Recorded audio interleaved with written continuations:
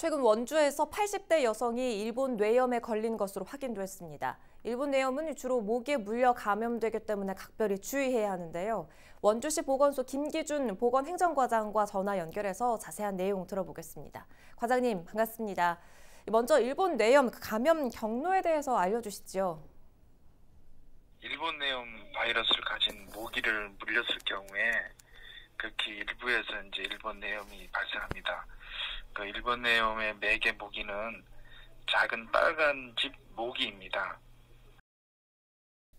바이러스를 가진 모기에 물리면 감염된다는 설명이신데요. 그럼 일본 뇌염에 걸렸을 때 어떤 증상들을 보이게 됩니까?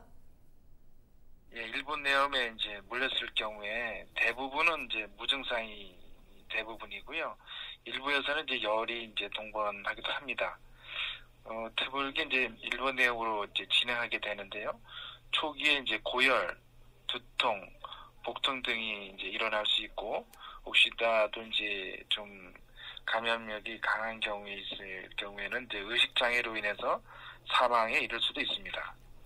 고열과 두통이 발생하면 즉시 병원을 찾아야 할 것 같은데 이게 얼마나 위험한 질병입니까? 지금 이렇게 발표된 자료를 보면 뉴스에서나 이런 데 보면 그 한 30%에서 한 40% 정도의 그 치사율을 갖고 있다고 합니다. 그래서 일단 그 증상이 일단 조금이라도 나타났을 경우에는 빠른 시일 내에 그 병원에 가서 진료를 보시는 것이 현명한 판단이라고 생각합니다.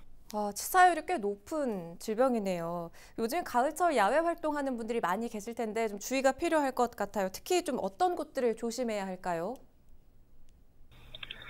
주로 우리 생활 주변에서 이제 나타날 수 있겠는데요. 특히 이제 논과 뭐 동물 축사 주변이라든가 연못 또는 관계수로 혹시나 또 빗물이 고인 이제 웅덩이 등에서 서식을 하는데 보통 이제 집 주변에 이러한 시설들이 있으면 특히 주의를 하셔야 됩니다.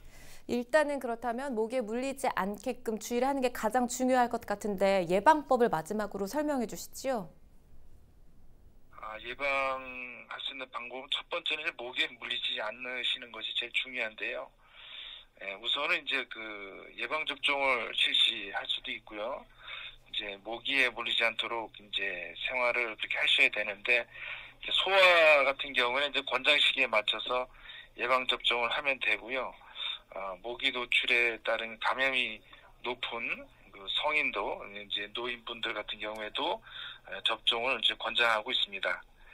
또한 그 야외 활동 시에 모기에 물리지 않도록 그 기피제 같은 걸 뿌리시고 혹시나 가정에서는 이제 그 창문을 열어둘 경우에 방충망을 꼭 설치하셔서 모기가 들어오지 않도록 하는 것이 예방에 좋다고 말씀드릴 수 있습니다.